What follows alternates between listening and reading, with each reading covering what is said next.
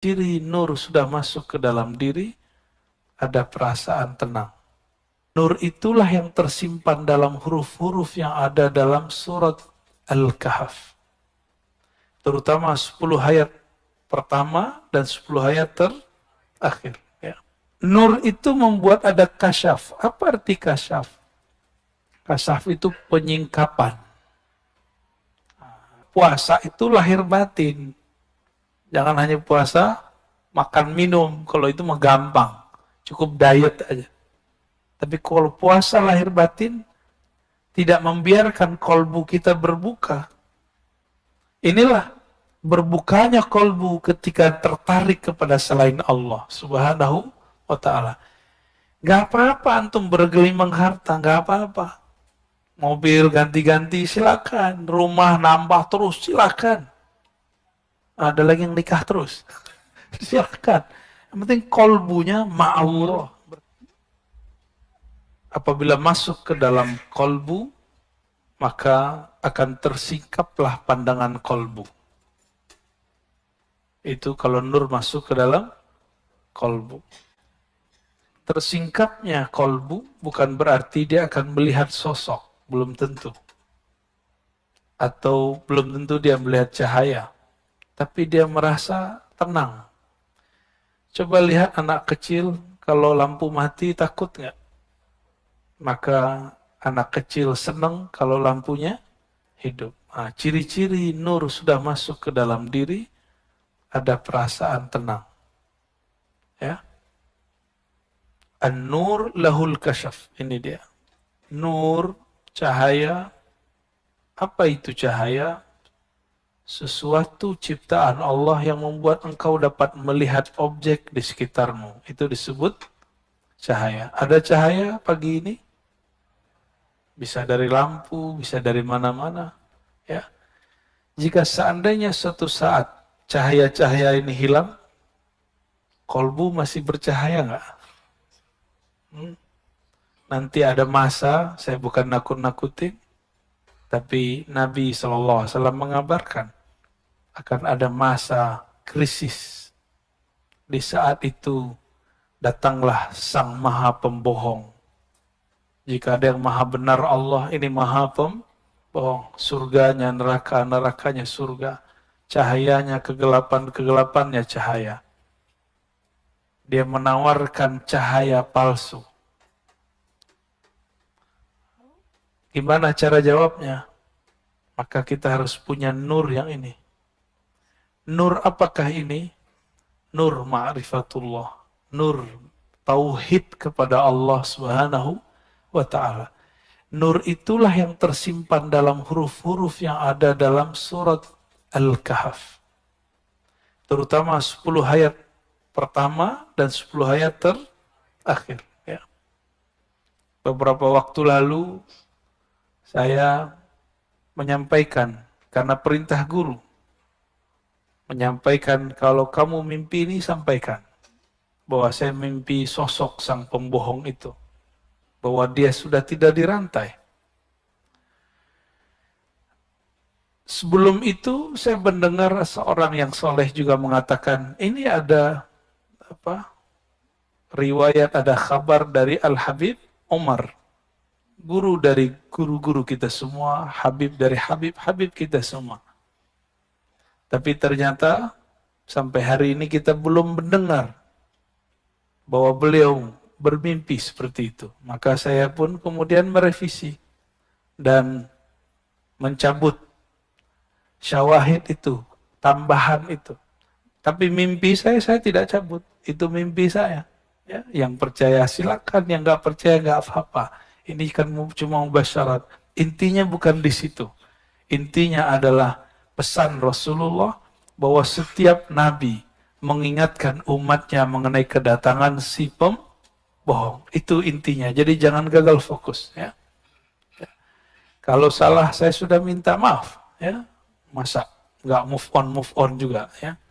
Berarti ente emang pengen cari kesalahan. Kesalahan aneh banyak.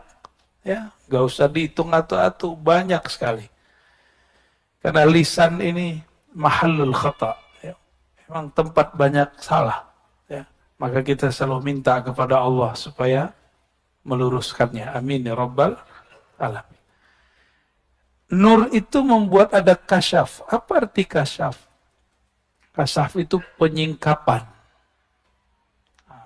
Orang-orang banyak menyebut istilah kasyaf ya. Kasyaf ini terbagi pertama kasyaf ilahi. Kasyaf dari Allah. Ini pasti benar. Kalau wali Allah, para nabi, nggak perlu sholat 2 rakaat, langsung masuk ke dalam ruhnya. Tapi orang-orang seperti kita ini, perlu dulu mengkondisikan kolbu, sholat dulu 2 rakaat, baru mendapatkan isyarat itu. Maka ada kasyaf yang lain, kasyaf malaki. Kasyaf dari malaikat. Ini dengan berkah zikir, nanti malaikat datang membisikkan. Tapi hati-hati ya, belum tentu malaikat. Siapa tahu sebelum syaitan, nafsi. Baru syaitani.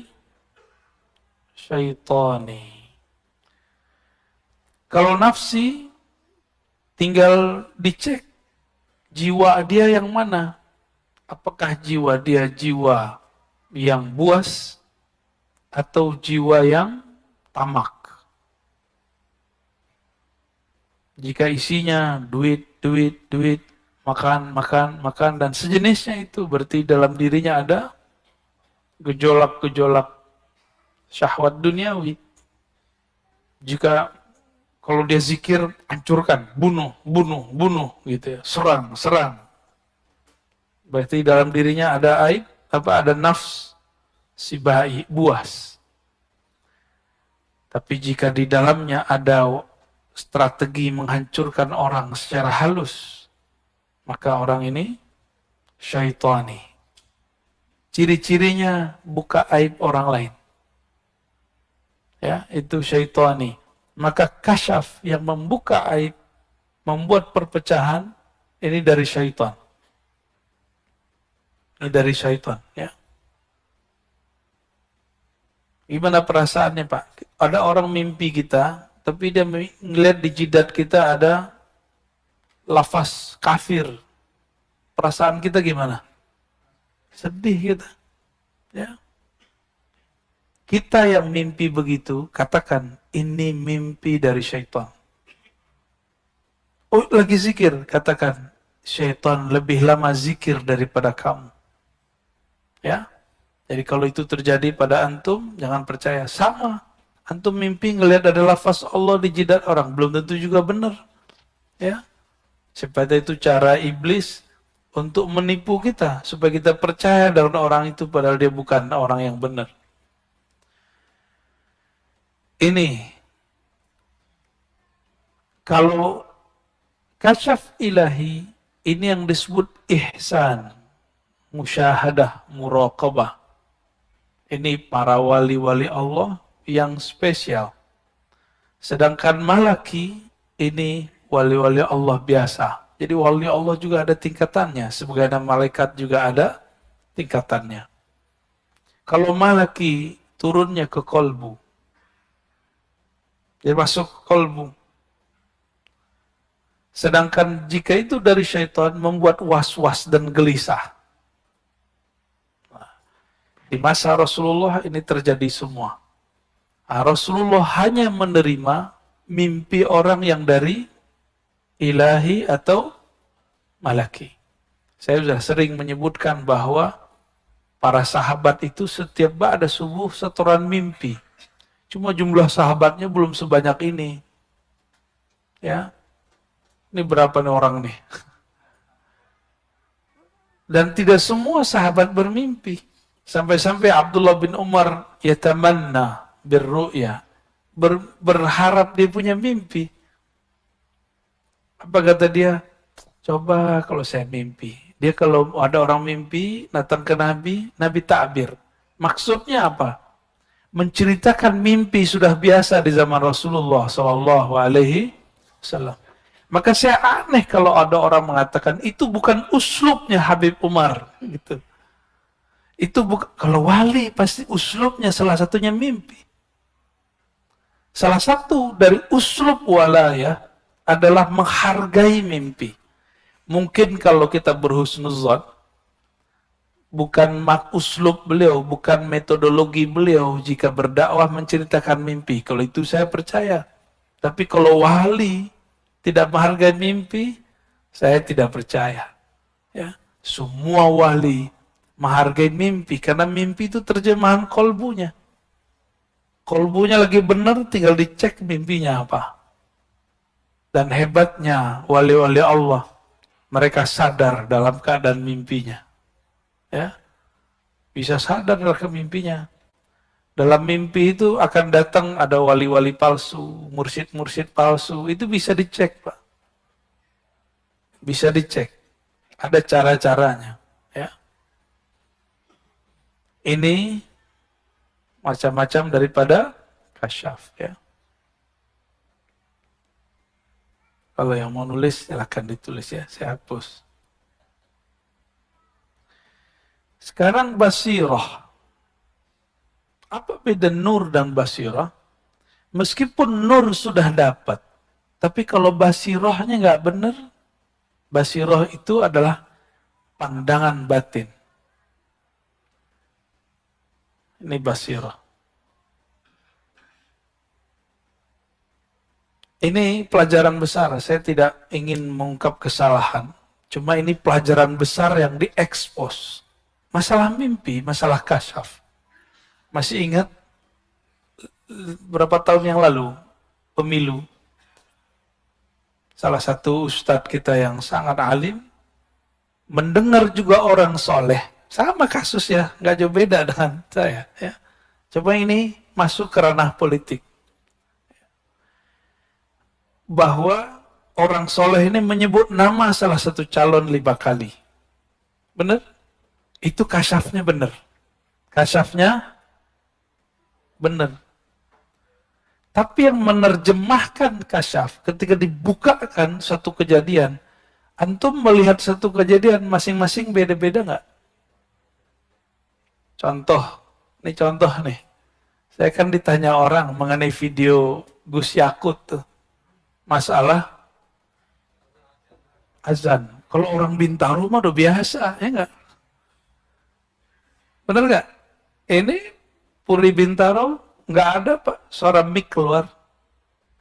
Ini paling cuma saat azan. Sholawatannya nggak ada. Baca Qur'annya nggak dikencengin. Sudah biasa orang di sini. Tapi masyarakat kita kan masyarakat orang yang rame. Suka rame-rame. Benar ya? Senang dengerin sholawatan. Itu kaget dengan kata-kata begitu. Nggak siap. Bapak sudah pernah umroh pasti, haji. Di Saudi, itu speaker diatur. Di Malaysia, diatur. Tapi orangnya mau diatur. Orang Indonesia kan nggak siap digituin. Kita ini hidup santai masa depan, cerah. Ketemulah satu clue yang kira-kira membuat kita emosi. Kalimat misalnya menggonggong. Nah, ini digoreng terus. Dulu waktu Pak Yusuf Kala berbicara hal yang sama, tidak ada yang mengomentari seperti itu. Kenapa? Ada basiroh yang berbeda. Cara pandang yang, kan sudut-sudutnya lain-lain. Antum yang biasa keluar negeri, itu biasa dengan begitu. Tapi kalau mainnya dalam negeri, ya begitulah. Dan emang diksinya, nggak tahu kok diksinya keluar kata menggonggongnya, itu aja masalahnya ya. Semoga beliau juga merevisi itu. Ya. Kalau beliau kan orang panglima katanya di Banser kan. Biasanya orang-orang panglima itu mau sportif. Insya ya. Nah ini basirah, cara mandang berlain. Ketika dikabarkan mengenai nama calon 5 kali, saya langsung hati saya nolak, ini nggak benar. ini nggak benar. Saya nyoblos dia, tapi saya tidak yakin dia yang kepilih. Jadi saya nyoblos orang yang saya yakini nggak pilih, Pak. Aneh kan? Basiroh yang ngomong. Tapi kok saya coblos dia juga? Saya juga heran. Ya. Tapi batin ngomong, ini nggak benar. Bukan sekarang. Apakah nanti? Wallahu a'lam. Jadi kasyafnya benar, tapi basiroh dalam memahami. Jadi basiroh ini boleh kita artikan penerjemah daripada apa yang dilihat. Ini pelajaran semua bagi kita. Dan ini juga terjadi di zaman Rasulullah SAW. Nabi diturunkan ayat bahwa Makkah akan ditaklukkan. Nabi kira itu tahun ayat itu turun. Tahun berapa ayat itu turun? Tahun ke-6. Maka Nabi datang ke Hudaybiyah. Coba lihat ya, antum akan paham kenapa dalam bab politik selalu semuanya amburadul. Di zaman Rasulullah pun hampir begitu. Hudaybiyah ini satu bukit, ada lembahnya juga, sekitar 10 sampai 15 kilo lagi ke kota Makkah, ya. Kota Makkah. Berarti dekat ya. 10 kilo berarti dari sini kemana? Ke Tanah Abang. Nggak nyampe, kejauhan. Pondok Indah. Oke, deket ya. Sini ke Pondok Indah. Ya, kita tinggal jogging nyampe setengah jam. Berarti kalau mereka teruskan perjalanan, akan terjadi pertumpahan darah setengah jam lagi.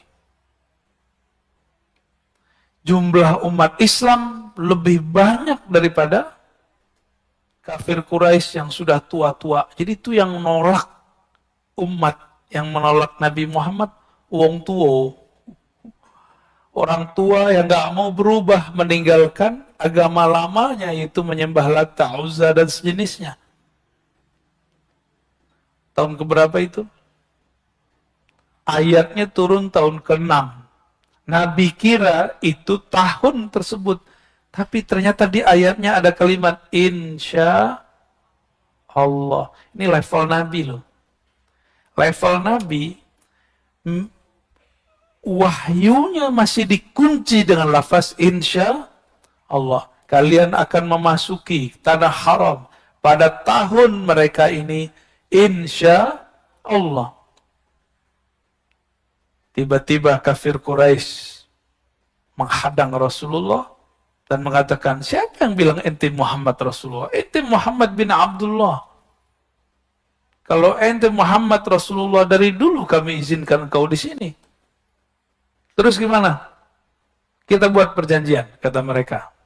Ini yang buat perjanjian omnya Nabi, pamannya Nabi, senior Nabi semua. Yang anak muda cuma satu yang terkenal, ya. Muawiyah. Dan ayahnya, Abu Sufyan. Dua-duanya nanti jadi mu'alaf. Tahun ke-6 berhasil? Enggak. Sahabat udah bawa semua barang-barang penting yang mau dikirim ke saudaranya. Umar sudah bawa barang banyak. Mau pulang kampung nih. Ketika Umar sudah sangat ingin sekali pulang kampung, ternyata dihalangi. Nabi SAW mengalah. Apa kata Umar? Ahakun dinuna? Agama kita benar gak nih? Rasulun anta? Ente Rasul beneran apa Rasul palsu? Kira-kira kalau ngomong gitu gimana? Saya nih mimpin antum pergerakan. Jadi imam, misal. Terus tiba-tiba kita ngalah dengan suatu kondisi. Ada yang berdiri, ente imam beneran enggak? PA ente gitu. Kata Pak Mirwan, mana ada imam begini? Jumlah kita banyak. Benar harus menang. Tidak ada orang benar itu mengalah. Kira-kira begitu kalau dibahasakan. Pecah itu. Kelompok sahabat kemudian goyang. Tiba-tiba Rasulullah diam aja ya. Rasulullah diam aja. Karena wahyu tidak ada isyarat baru. Turunlah Abu Bakar As-Siddiq karena Abu Bakar dapat ilham ilahi. Kalau Nabi disuruh diam melihat kejadian. Melihat mana yang bisa berhasil, mana yang tidak berhasil. Mana yang diuji, mana yang tidak diuji. Jadi sahabat aja diuji, masa ente nggak diuji, ya? Nggak ada orang nggak diuji. Sampai mati kita bakal diuji. Hidup ini ujian semua. Pilihannya ujian kita lolos atau kita diuji kita nggak lolos. Abu Bakar menegur, hei Umar, bukankah engkau membaca ayat ini? Di dalamnya ada lafaz insya. Umar mengatakan, seakan-akan aku belum pernah mendengarnya. Berarti ini ada dua manhaj. Umar sebelum diingatkan Abu Bakar, memahami orang benar harus menang. Begitu gak? Tapi ternyata orang benar mesti menang, tidak langsung saat itu juga. Bisa diundur kemenangannya. Ini yang benar. Ya, jadi kita nggak boleh berjihad itu pakai nafsu, pakai emosi. Berjihad harus dengan ruh. Ruh itu tidak ada emosi di dalamnya, yang ada cuma semangat. Semangat yang bukan membabi buta. Nah ini terjadi. Abu Bakar waktu itu punya basirah. Rasulullah punya basirah. Basirah Rasulullah apa? Ngalah. Basirah Rasulullah mengalah. Basirah Abu Bakar meluruskan Umar. Berat ya tuh? Itu salah satu masa terberat Rasulullah Sallallahu Alaihi Wasallam. Jadi ini selevel Nabi, ring satunya pecah. Dan antum kalau umur panjang, saya umur panjang. Nanti kalau kita ditakdirkan berjuang bersama imam akhir zaman, seandainya kan wallahu a'lam. Nanti antum bahkan menyaksikan ring satunya berdebat seperti ini.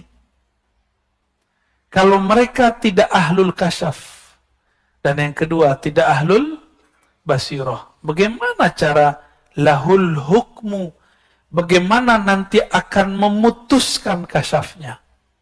Umar ahli kasyaf, Abu Bakar ahli kasyaf. Di antara mereka, mana yang paling kuat basirahnya? Basirah Abu Bakar.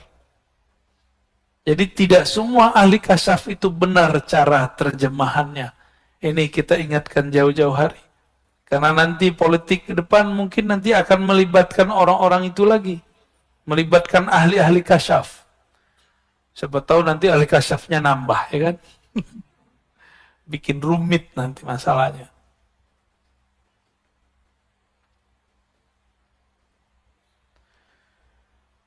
Hukmu artinya keputusan. Memutuskan makna daripada kasyaf. Ya. Apa makna yang ada dari kasyaf tersebut? Ini yang akan diputuskan. Disinilah kita perlu memandang kolbu. Wal kolbu. Kolbu itu mempunyai dua karakter. Yang pertama, iqbal. Ada namanya iqbal? Iqbal, menghadap kepada Allah. Bukan ke nafsunya. Yang kedua, idbar, menghadap dunia. Idbar, menghadap. Idbar, menghadap dunia. Di dunia ada apa aja? Fulus. Apalagi viral, sama-sama app. Satu app fulus, satu viral. Dua ini. Satu duit materi, dua eksistensi. Satu fulus, satu viral. Cuma ini ujian umat Nabi Muhammad, yang lain lewat, gak ada masalah. Apa aja ujian umat Nabi Muhammad gak ada masalah. Tapi kalau urusan dua ini kita bisa lewat, ya. Kita bisa hancur. Urusan fulus dan viral. Benar nggak? Apa saya salah? Ya. Fulus gimana? Antum diuji dukutnya, fulusnya. Saat kita cinta harta, kita yang bekerja, bukan kita yang menikmati. Maka saya sering bertanya ke kawan-kawan saya yang bekerja, pernah nggak Anda sudah capek-capek survei, buat bahan presentasi, mengumpulkan data, tapi yang jebol punya teman, pakai punya kita. Pernah? Pasti banyak. Ya. Gak usah khawatir. Allah gak pernah menukar rezeki seseorang. Siapa yang stres saat itu, berarti dia sedang berprasangka kepada Allah. Inilah bahayanya, rukun iman keenamnya rusak. Dia berpikir rezeki dia diambil orang. Tidak ada rezeki kita diambil orang. Apalagi pasangan kita diambil orang, gak bakal. Itu rezeki. Anak kita diambil, gak bakal. Yang punya kita akan sampai kepada kita. Yang gak bakal sampai. Nah, ini perlu digarisbawahi. Punya apa namanya? Punya usaha yang sama dengan orang lain? Pernah punya? Tiba-tiba nggak laku, sepi, setan datang. Ini kan bagian dari was-was. Kasyaf syaitani. Kebawa mimpi bahwa tetangga sebelah naruh apa namanya, jimat sial. Ya, toko kamu sedang diserang. Wah, datanglah ke dukun besok. Kata dukun, itu benar. Mimpi setan datang ke rasulnya setan. Klop sudah, kuadrat. Kesetananlah orang ini. Ini kesurupan orang sadar. Lebih bahaya daripada orang kesurupan beneran. Ada orang kesurupan, paling-paling suaranya berubah ya.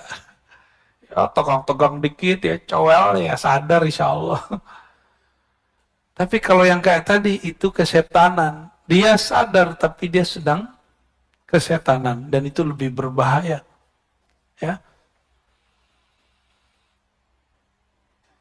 Nah ini teman-teman. Ini yang merusak kita nih. Fulus sama viral. Materi dan imateri. Cinta harta dan cinta eksistensi. Dua ini yang merusak kita semua. Semoga Allah selamatkan kita dari semua fitnah-fitnah ini ya. Apapun turunan-turunannya. Ya. Iqbal, kalau Iqbal, dia tidak menghadap fulus. Dia menghadap kepada Allah. Nah, kolbunya menghadap kepada Allah. Kolbu inilah yang disebut kolbun zahidun. Kolbu yang zuhud. Kolbu zuhud itu bukan berarti ditawarin durian gak makan, tapi hatinya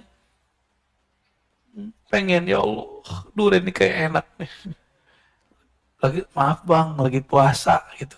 Tapi hatinya bukan ini, mulutnya yang ngiler, hatinya yang ngiler. Sering nggak begitu?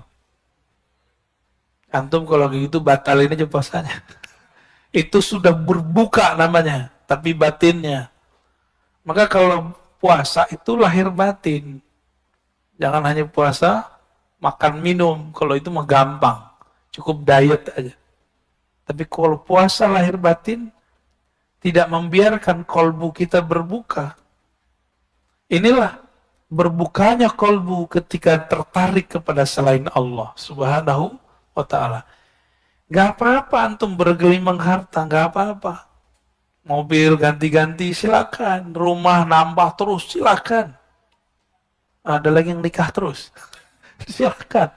Yang penting kolbunya ma'allah, bersama. Bisa begitu? Ya bisa. Sebagaimana sebaliknya, ada orang yang nggak nikah-nikah, tapi pikirannya jorok terus. Ada orang yang miskin, tapi dalam hatinya pulus, pulus, pulus. Ada kan? Ada yang nggak terkenal-terkenal, pengen viral mulu. Banyak kan begitu? Banyak. Tuh yang depan saya banyak banget. Cirinya gampang. Antum posting suatu, seneng nggak kalau di like orang? Seneng. Berarti ada bakat hubul viral. Cinta viral. Tapi itu normal ya. Namun kita dituntut di atas normal. Gitu. Jadi jangan hanya menjadi manusia biasa. Jadilah manusia yang di atas kebiasaan. Biasanya jam segini kita tidur, ayo kita bangun gitu. Enakan tidur ya jam segini. Ya. Alhamdulillah. Ini tandanya nurnya sedang aktif. Alhamdulillah. Kalau nggak ada nur dalam kolbu antum, malah mungkin bisa bangun. Ya. Tapi jangan seneng dulu. Basirohnya hidup nggak? Ya. Kalau basiroh hidup, kita itu happy. Memahami sesuatu selalu positif. Ini ciri-ciri orang punya basiroh. Maka saya tidak takjub dengan orang yang melihat alam gaib. Saya takjub jika dia bijak memahami apapun yang gaib. Ini yang mahal. Ya. Saya punya guru, dia ngobatin penyakit hati dan orang gila. Waktu saya minta izin mau ke Jakarta dulu, tahun 2000 berapa itu ya? 2004 atau 2005. Tiba-tiba ada pasien datang, tapi ini bukan pasien gila. Pasien yang dia mengatakan, di sana guru dipanggil Buya ya. Buya, saya melihat dalam mimpi saya, tetangga sebelah naruh semacam sihir di rumah. Maka kami sakit-sakitan sekeluarga. Itu langsung digebrak meja. Apa-apaan kalian? Itu iblis. Langsung wajah mereka terang. Yang tadinya seperti dirundung duka, nggak ada semangat. Langsung semangat. Jadi dengan gebrak meja itu sembuh. Jadi wali begitu Pak ya. Wali gebrak meja, muridnya jadi sembuh. Guru kalau gebrak meja, santrinya jadi kiai. Kalau santrinya shadiq, santrinya adalah murid yang jujur, yang sungguh-sungguh kepada gurunya. Tapi kalau murid yang udah merasa jadi guru, disindir dikit marah. Ya, disindir marah, apalagi disebut nama. Itu murid kurang ajar. Ya. Murid kazib. Murid itu kalau diomongin oleh gurunya, dia nggak tersinggung, justru dia datang ke gurunya, mencium tangan gurunya dan minta maaf. Wahai Tuan Guru, kalau aku salah, bimbing aku, jangan dibiarkan aku jauh. Tapi antum akan menyaksikan nanti, bahkan mulai sekarang mungkin akan terjadi. Murid-murid disindir dikit, tersinggung. Masa tersinggung sama guru? Siapa kita tersinggung sama guru? Justru kalau guru sindir kita, itu anugerah dari Allah Subhanahu wa ta'ala. Saya dari muda udah biasa digampar-gampar sama guru, udah biasa. Apakah kita menjauh? Enggak, malah tambah mendekat kepada beliau.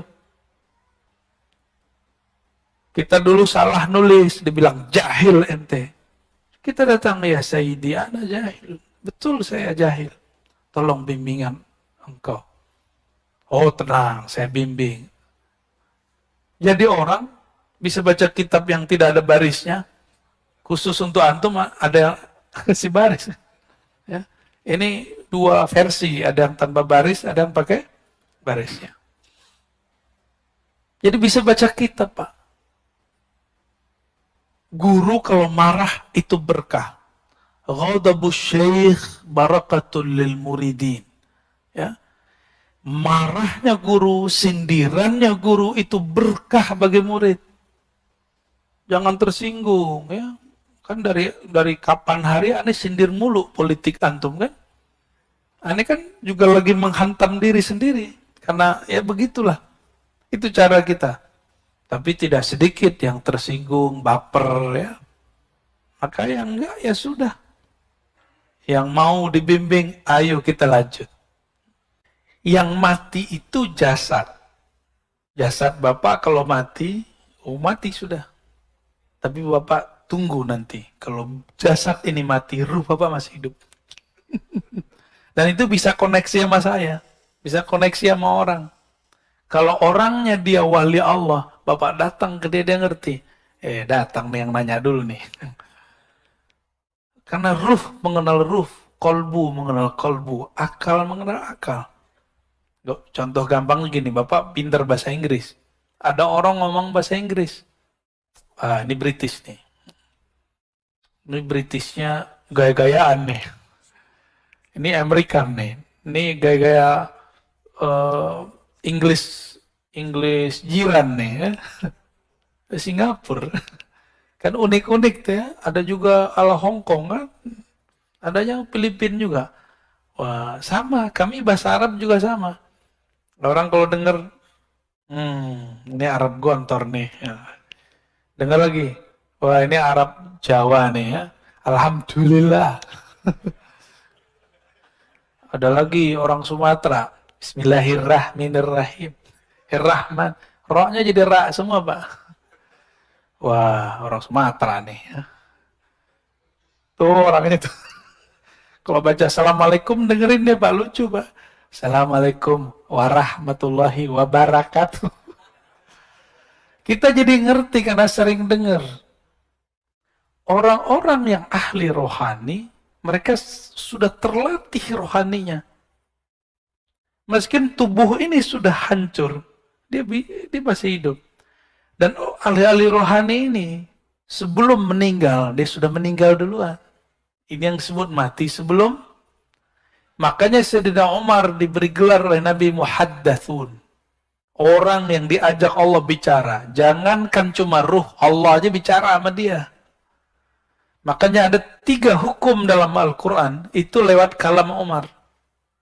Hukum jilbab salah satunya. Dulu istri Nabi gak pakai jilbab. Gak ada. Rambut terbuka. Karena dulu yang pakai hijab itu adalah ahli kitab. Walaupun sekarang gereja-gereja, sinagog udah nggak pakai hijab kecuali beberapa ortodoks, ya masih pakai hijab. Jadi kalau ada nih orang gereja, orang ortodoks menggunakan jilbab, bukan berarti mereka memalsukan agamanya supaya orang Betawi ikut mereka gitu, bukan ya? Karena ada tuh gereja tuh gereja Betawi. Emang ada dalam ajaran mereka, Pak. Duluan mereka kali yang pakai jilbab, pakai hijab. Maka kita lihat ada istilahnya, Pak, suster gitu ya. Itu. Ahli rohani, jika mereka sudah terlatih, ya di sini ruhnya sudah bisa kemana-mana, Pak. Ya, Rasulullah. Gak usah Rasulullah lagi deh, Umar aja deh. Umar lagi khutbah. Dia kirim panglima Syariah di Irak. 2 bulan perjalanan. Suaranya kedengeran sampai ke sana. Karena si Syariah juga seorang wali. Kata Umar, ya Syariah al-Jabal. Wahai Syariah, naik ke gunung. Umar gak pakai satelit. Tapi dia tahu di belakang bukit ada musuh. Kalau si Syariah ini jalan biasa aja, pasti disergap. Maka naik. Ini adalah teknik saingannya Umar, namanya Khalid. Khalid bin Walid ini kan Umar 2. Umar kedua. Jadi kecerdasannya hampir sama. Khalid bin Walid untuk mengalahkan umat Islam waktu perang Uhud, pakai teknik itu naik ke atas. Maka Umar mengatakan, ya Syariah al-Jabal, kedengeran Pak, itu telinga ini mungkin nggak dengar. Orang di sudut sana, saya udah nggak dengar ngomong apa. Tapi Bapak berbersih di hati, sampai ke hati saya. Kalau hati saya benar. Ya, kalau hati saya benar, Pak. Kalau hatinya lagi galau, ya sama-sama gelap. Mengislamkan. Nah, ini kata mengislam di situ tidak boleh juga diartikan secara harfiah. Bisa berarti mendoakan. Jadi kalau saya dalam kacamata zahir sebagai santri hadis, saya mengartikan Habib Ja'far mendoakan. Contohnya gini, Nabi dengan Ibnu Abbas tiba-tiba berhenti di depan ada dua kubur. Itu kubur kan non muslim, ahlu kitab itu. Satu suka gosip, satu buang air tanpa istinja. Nabi kemudian menancapkan dua pelepah untuk meringankan. Nah, ini kata kunci. Jadi siksaan terhadap orang kafir pun bisa diringankan. Itu dalilnya, Pak. Kan nggak disebutkan di hadis itu kalau mereka muslim. Nggak disebutkan. Itu kalau versi saya ahli kitab. Berarti non-muslim, benar nggak? Orang nggak percaya kepada Rasulullah SAW, Nabi kasih. Mungkin ada riwayat versi lain yang menyebutkan mereka muslim, tapi saya tidak yakin. Ya. Nah, jadi maksudnya seperti itu, Pak. Kalau Bapak susah memikirkannya, kita kurangin maknanya dikit. Ya, itu namanya mazhab ta'wil. Silakan di belakang ada yang nanya. Nggak usah lah gitu-gitu amat. Nah, itu karena dia belum tahu rahasia talqin. Ya. Kalau kita mau tanya masalah zikir, jangan dengerin komentar orang awam. Atau ustadz yang awam dalam zikir. Ustadz ini kan juga ada spesialisasinya. Ada yang spesial sholawat. Ada maulidan mulu. Ya, talqin nggak pernah. Ada yang cuma bid'ahin talqin mulu sama sholawat. Itu ada juga. Yang ngerti talqin orang bersanad. Karena talqin itu ada sanadnya kepada Rasulullah Sallallahu Alaihi Wasallam. Dalil talqin di Quran ada. Fa'alam annahu la ilaha illallah. Itu dalil talqin. Apa arti talqin? Memberi bimbingan, memberi pengajaran kepada orang mengenai hakikat la ilaha. Talqin ini ada dua, talqin ilmu, talqin zikir. Quran ada namanya metode talqin. Benar. Jadi sebenarnya kita sudah dapat talqin Quran. Kalau nggak ditalkinkan Quran oleh guru, kita nggak akan bisa baca Quran. Jadi Bapak Ibu ini dari dulu bisa baca Quran karena ditalkinkan. Talkin itu beliau baca, kita ngikut. Abatasa, kita ulang. Abatasa, itu talkin baca Quran. Talkin ilmu. Ya. Atau nggak usah. Nggak usah belajar ya. Yaudah di rumah aja, baca Iqra sendiri di rumah ya. Baca Quran sendiri di rumah. Jadi orang-orang komentar begini, dia nggak ngerti apa yang sedang dia komentari. Saya udah sering menyampaikan ini, tolong diingat-ingat. Wala taqafu ma laysa laka bihi ilm. Surat Al-Isra. Jangan kamu komentar, jangan berpendirian terhadap hal-hal yang kamu tidak mengerti. Ilmu itu pengetahuannya sudah jelas. Ujung pangkalnya, dalilnya apa. Kalau tidak, katakan, oh saya nggak mengerti talqin apa. Gitu aja. Ya. Yang kedua, di dalam hadis, ada hadis Muslim, Nabi mengatakan, laqinu mautakum la ilaha illallah. Talqinkan mauta. Apa arti mauta? 3 maknanya. Orang yang akan mati, yang sedang mati, yang sudah mati. Yang ngomong Imam Ibn Rif'ah. Diulang oleh Imam Nawawi diulang oleh Imam Subki, diulang oleh imam-imam setelah mereka. Ada 3 makna ya. Apa aja? Ini bakal mati nggak? Berarti wajib talqin. Yang kedua, sedang. Yang ketiga, ya, dalam riwayat Imam Ibnu Abi Syaibah, Nabi ditanya, bagaimana untuk orang hidup, wahai Rasulullah? Nabi mengatakan, lebih baik, lebih baik. Jadi mending kita dapat talqin masa hidup, daripada dapat talqin nanti waktu sakarat. Siapa tahu nggak bisa dengar. Udah pernah lihat orang sakarat belum? Dia nggak bisa dengar. Dia melihat tapi bukan kita. Dia ngelihat nggak tahu kemana ngelihat. Dia ngambil nafas, tapi nafasnya sudah tersengal-sengal. Apalagi dalilnya? Dalilnya banyak. Ada di riwayat Imam Ahmad, Imam Tabarani, bahwa Nabi SAW mentalkin Ubadah bin Samit, mentalkin Sayyidina Ali, mentalkin sekelompok sahabat. Ada talqin jama'i, berjamaah. Ada talqin furoda ya, sendiri-sendiri.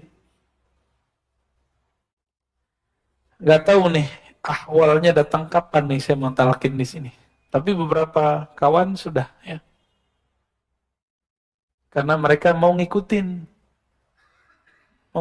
baca ya Hayyu ya Qayyum setiap hari dengan jumlah yang sudah saya sebutkan ya. Mungkin pada iri kali ya, waktu saya ke Martapura langsung talqin. Antum jangan iri, itu muridnya Abah Guru Sekumpul. Itu mereka tidak pernah meninggalkan maulid setiap pekan. Sholawat terus, nggak pernah sepi dari sholawat. Itu orang-orang Banjar sana. Mereka datang dari berbagai provinsi. Itu saya talqin di tengah hutan, Pak. Itu bukan tengah kota itu. Itu wilayah. Dulu sempat konflik. Itu kan gunung emas itu. Ditutup oleh pemerintahnya. Dijadiin tempat zikir. Canggih nggak tuh? Tadinya orang pada eksploitasi alam. Ngapain mereka di situ? Tambang. Kalau tanah udah ditambang, hancur nggak? Bapak pergi ke Bangka. Itu tambang-tambang pribadi. Waduh, kalau kita naik, udah kayak orang Kudisan itu pulau. Ya, mohon maaf orang Bangka ya. Itu harus dibenerin tuh, gimana cara benerinnya saya nggak tahu. Ditutup. Nah kemarin kita buat zikir, saya tadinya nggak tahu, tapi ketika datang, kok udaranya enak. Masih banyak kunang-kunang, tahu kunang-kunang? Ini pencirian dalam ekologi, kalau masih ada hewan-hewan tertentu, kita lihat, kita hirup baunya, atau kita lihat indikatornya, berarti udaranya masih bagus. Dan orang datang ke situ. Kita dari kota tuh, kota Martapura, Banjarbaru ya, ke sana jauh sekali, ada 1 jam. 1 jam udah pakai patwal. Orang datang dari Sampit, dari Palangkaraya, dari Pontianak, dari Balikpapan, itu datang Pak, dan itu muridnya Abah Guru Sekumpul semua, muhibbin mereka. Abah Guru Sekumpul wafat tahun berapa dulu? 2004 atau 2005? Ya, 2004 ya. Jadi mereka santri beliau. Kalau setiap kali ada haul namanya, itu ramainya bukan main, jutaan. Pejabat aja nggak bisa masuk. Jadi mereka sudah muhibbin kepada wali Allah namanya Abah Guru Sekumpul itu wali Pak. La syak bila niza. Ya, nggak ada syak lagi. Karena wali itu penciriannya bukan kesaktian, tapi kenal kepada yang mengangkat dia jadi wali. Siapa yang angkat dia jadi wali? Allah. Kenalnya, ma'rifatnya luar biasa. Kemudian yang ketiga, di sana murid beliau, salah satunya Tuan Guru Wildan namanya, itu sudah mengijazahkan talqin secara ilmu hadis. Lah saya malulah, guru kita sudah mentalkin ijazah Tapi saya kok nggak ngasih talqin gitu. Antum doa aja lah ya, yang banyak. Semoga nanti aneh mau talqin di sini ya.